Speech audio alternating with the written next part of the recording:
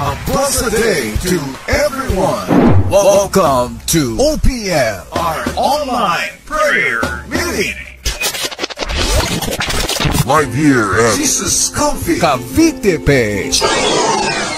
God is good all the time. God is good all the time. God is good all the time. God is good all the time. God is good all the time. God is good. Good evening, everyone. Sabi po ang Wow Ministry! Salamat sa Diyos. Isang mapagpalang gabi po sa ating lahat. Lalo-lalo po sa mga nakikinig at nanonood ngayong gabi sa ikatlong araw po ng ating prayer and fasting. Kaya po kami po ang Wow Ministry! Sabi nga po kanina ni Mami Ading, tayo nasa ikatlong araw na ng ating panalangin at pag-aayuno. At pag-aaralan po natin ang tungkol sa lingkod ng ating Panginoon na si Hannah. Pero bago ang lahat, binabati po natin ang mga international churches natin. J-Comfy Canada, J-Comfy Greece, at sa ibang bansa pa dyan. At ang ating mga local churches, J-Comfy na Cebu, Cavite, Manila. Hello po at mapagpalang gabi sa inyong lahat. At kung first time nyo naman po na mapanood kami, paki-comment naman po nyo yung new blessing. New blessing. At ini-invite na rin po namin kayo na maging bahagi ng digital evangelism. I-share nyo po itong live na ito, tapos i-follow, share, and like nyo na rin po ang mga pages natin sa Facebook, YouTube, at TikTok. Jesus Comfy Church. Tag nyo na rin po yung mga mahal nyo sa buhay at mga friends nyo. At syempre, bago tayo magpatuloy, humingi po tayo ng gabay sa ating Panginoon sa panalangin, sa pangunguna ni Mami Beng. Amen. Tayo po ay manalangin sa presensya ng ating Panginoon. Hallelujah! Aming Diyos na makapangyarihan sa lahat, may gawa ng langit at lupa. We praise and glorify your name. Salamat, Panginoon, sa pagkakataon na muli kami ay nakabahagi ng iyong salita. Dalangin namin, Lord, buksan mo ang aming puso para tanggapin ang iyong mensahe. Buksan mo ang aming mata at tenga sa katotohanan at bawat binhing maitanim ay tutubo, lalago at magkaroon ng maraming bunga. Lord, palakasin mo kami.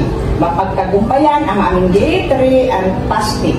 Sa tulong ng banal na Espiritu, mamuna ka sa amin, O Diyos, na makikinig kami sa pangalan ni Jesus. Amen!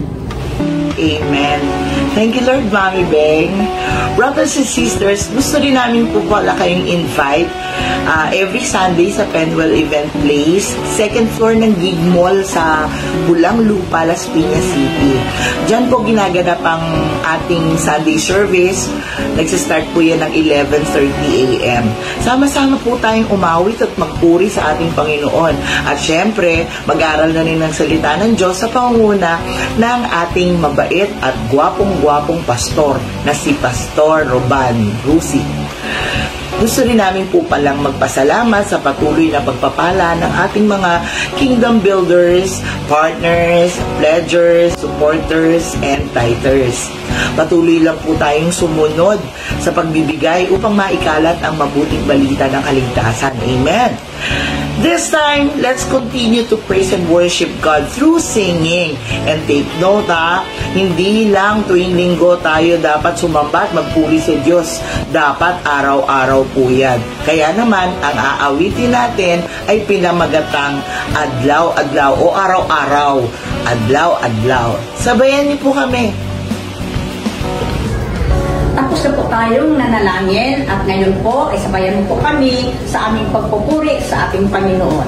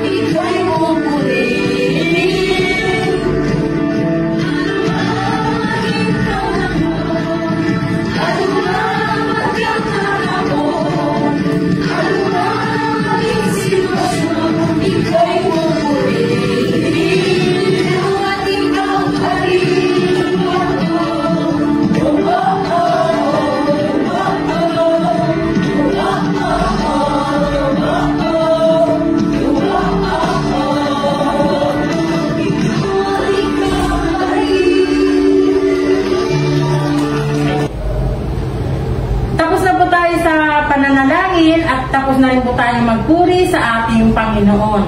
At sa mga bagong pasok pala, kami po pala ang One Ministry! At sa mga kapapasok pa lamang po, lalo na po sa mga first time, pakitype lamang po ang New Blessing! Welcome po kayo sa Jesus Coffee Church! At ngayon, dadako naman po tayo sa coffee break. It's a good idea! Presented by OPM Online Prayer Meeting.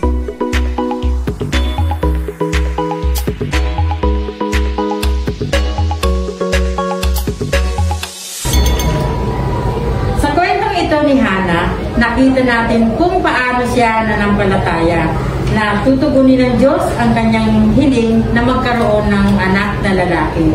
Na tinupad ng Diyos at tinupad din naman niya ang kanyang pangako. At para sa ating coffee break, narito ang katanungan. Bukod kay Samuel, ilan pa ang naging anak ni Hana? At ang mga kasagot po ng tamang sagot ay bibigyan namin ng premyo. Ayan, kaya naman mga kapatid, comment na po kayo sa comment section at yung makakasagot ng tatlo, una sa tatlong mga kasagot ay magkakaroon po ng special prize. Salamat mga kapatid sa kasama niyo ngayong gabi. Dadako na po tayo sa Word of God. Yan mga kapatid, sabay-sabay po tayo magbukas ng Biblia sa 1 Samuel chapter 1 verse 9 hanggang 11. Minsan, matapos silang kumain sa Shilo, malungkot na pumunta si Hana at nanalangin sa bahay ni Yahweh. Nagkataong nakaupo sa may pintuan ng bahay si Yahweh, ang paring si Eli. Verse 10, buong pait na lumuluha si Hana at taimtim na nanalangin kay Yahweh. Verse 11, ganito ang kanyang panalangin. Yahweh, Diyos na makapangyarihan sa lahat, kung pakinggan ninyo ang inyong abang lingkod at inyo pong kahabagan, kung hindi ninyo ako pabayaan, sa halip ay pagkakalooban ng isang anak na lalaki, ihahandog ko siya sa inyo. At habang buhay na siya'y nakalaan, hindi ko ipapaputol ang kanyang buhok. Manalangin po tayo. Panginoon, salamat po sa pagkabasa sa mga salita mo. Maging mabuting halimbawa ito upang maraming mga tao ang makakilala sa iyo, makarinig sa iyo at magtiwala sa iyo at sa iyong mga pangako. Maging matyaga sa panalangin at maghintay sa iyong tugon sa tamang panahon. Pangunahan mo po kami sa aming mga gagawin. Makita ang kabutihan mo at malugod ka. Ito po ay tinataas ko sa pangalan ng aming Panginoong Jesucristo. Amen. Bago tayo dumako sa ating kwento, alamin muna natin kung sino si Hana. Sino nga ba si Hana? Sa ating kwento ngayong ikatlong araw ng ating panalangin at pag-aayuno, pag-uusapan natin si Hana. Yung mga pangalan ay Hana o gustong ipangalan ito sa mga anak nilang babae. Makinig kayo sa kwento. Sa Biblia, si Hana po ay kilala bilang isa sa dalawang asawa ni Elkanah na nabanggit sa Biblia at tinani propetang Samuel. Ang kanyang kwento ay nakatuon sa kanyang taos-pusong panalangin para sa isang anak na lalaki. Pinangako niya ito sa Diyos upang ialay. Si Samuel at sa templo ay maglingkod. Amen. Amen. Mga kapatid, dadako na po tayo sa ating mga katanungan sa ating kwento. Ito na po ang unang katanungan. Sa papaanong paraan nagsimula ang istorya ni Hana? Si Hana ay isa sa dalawang asawa ni Elkanah. Ang una ay si Penina na may mga anak na lalaki at babae. Pangalawa si Hana. Si Hana ay walang anak dahil sinarahan ng Panginoon ang kanyang bahay bata. So, pag uuwi ni Elkanah galing sa lungsod para magbigay sa Panginoon, ay dumadaan muna siya sa kanyang dalawang asawa. Nagbibigay siya sa Panginoon, sabay na rin ang pagbibigay ng dalawang sustento sa kanyang mga asawa't anak. Binibigyan ng sustento ang anak at mga asawa niya, pero higit na doble kay Ana, dahil mas mahal ni Elkanah si Hana kaysa kay Penina, kahit na sinarhan ng Panginoon ang kanyang bahay bata. Sa pagbababa ni Elkanah, tinutokso lagi ni Penina si Ana na hindi raw magkaanak. Kaya itong si Ana ay sumasama ang kalooban at nagmumukmok siya kasi lagi siyang tinutuligsa ni Penina. Kaya sa tindi ng galit niya, dinadaan niya sa hindi pagkain at umiiyak siya at nagdadalamhating maigi. Kaya nababahala si Elkanah sa hindi pagkain at pagdaramdam ni Ana, kaya siya gumagawa ng paraan para mapasaya niya si Ana. Doon nagsisimula ang pagkagalit niya kay Penina. Para po sa pangalawang tanong, ano po ang mga pagsubok na hinaharap ni Ana at sa paanong paraan niya ito hinarap ang mga pagsubok na ito? Ang una pong pagsubok na hinaharap ni Ana ay hindi siya pinagkaluban ng anak ni Yahweh. Samantalang ang isa pong asawa ni Eli na si Penina ay mayroong mga anak. Kaya lagi po siyang kinukutsa ni Penina. Dahil ito ay labis na dinamdam ni Ana. Kaya napapaiyak siya at hindi makakain. Ito'y ginagawa sa kanya ni Penina taon-taon tuwing pumupunta sila sa bahay ni Yahweh. Ang isa pong pagsubok pa ni Ana na dumating sa panahon na kailangan niya na pong dalhin si Samuel sa bahay ni Yahweh upang tuparin ang kanyang ipinangako noon sa Diyos. Kaya tiniis niya na mapalayo sa kanyang anak na si Samuel habang buhay. At sa paanong paraan po niya ito hinarap? Kahit po masakit sa loob ni Ana na mapawalay siya sa kanyang anak na si Samuel, ay naging tapat pa rin po siya sa kanyang pangako sa Diyos. Tinanggap niya na maluwag sa kanyang kalooban na ihandog sa Diyos si Samuel upang doon na ito maglingkod at hindi niya na ito makakasama habang buhay. Sa paanong paraan po hinarap ni Ana mga pagsubok na ito? Dahil po naniniwala siya na hindi siya pababayaan ng Diyos, si Ana ay pumunta sa bahay ni Yahweh upang taimtim na manalangin dahil naniniwala siya sa katapatan ng Diyos. Humingi siya ng habag mula kay Yahweh at nangako siya na kung siya ay pagkakalooban ng anak na lalaki, ay hahandog niya ito sa Diyos. Amen. At ang ikatlong tanong, mga katangian ni Ana na dapat natin tularan. Si Ana ay matatag na mananampalataya ng Diyos ng buhay. Kahit hindi siya nagkaroon ng anak, noong una pa ay hindi siya nawala ng pag-asa sa mga pangako ng Diyos. Naglalaan si Ana ng maraming oras sa panalangin. Ang kanyang panalangin ay hindi lamang sa bibig, kundi maging sa gawa ng pagpapahayag ng kanyang pananampalataya sa kanyang pangangailangan sa kanyang hinihiling na anak na lalaki. Si Ana ay maawain lalo na sa mga nangangailangan, nagpapakita ng isang tunay na lingkod ng Diyos. Ang mga katangian ito ang dapat nating tularan, tayong mga mananampalataya upang magkaroon ng malalim at matibay na pakikipag-usap sa ating Diyos na buhay. Si Ana ay mapagpakumbaba, isang mahalagang katangian na dapat taglayin ng mga mananampalataya. Sa kabila ng pangungudya sa kanya ni Penina sa hindi pagkakaroon ng anak. Amen. Praise God. Hallelujah. Thank you, Lord. Ang pang-apat na katanungan, sa paanong paraan naranasan ni Hana ang pag-unlad? Sa kwentong ating narinig ngayong gabi, ipinakita kung paano napagtagumpayan ni Hana ang pagsubok sa kanyang bilang isang babaeng bahuli. Nakita natin ang kapangyarihan ng mataimtim na panalangin sa kanyang hiling na anak na lalaki, ang kanyang panampalataya kay Yahweh na may mangyayari na nais at katapatan ng Diyos sa mga taong tunay na naniniwala sa Kanya at sa Kanyang mga magagawa. Biniyayaan nga niya si Hana ng isang anak na lalaki at pinangalanan Samuel.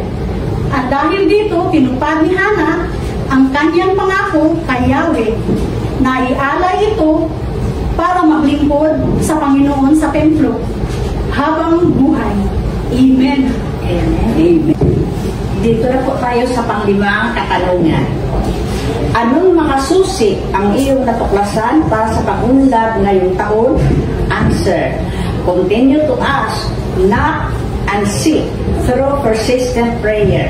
Isa ito sa nakita kong susi para maranasan natin ang pag-unlad ngayong taon. Matthew 7:7-8. Humingi kayo at kayo'y bibigyan. Humanap kayo at kayo'y makakatagpo. Kumatok kayo at kayo'y pagbubuksan.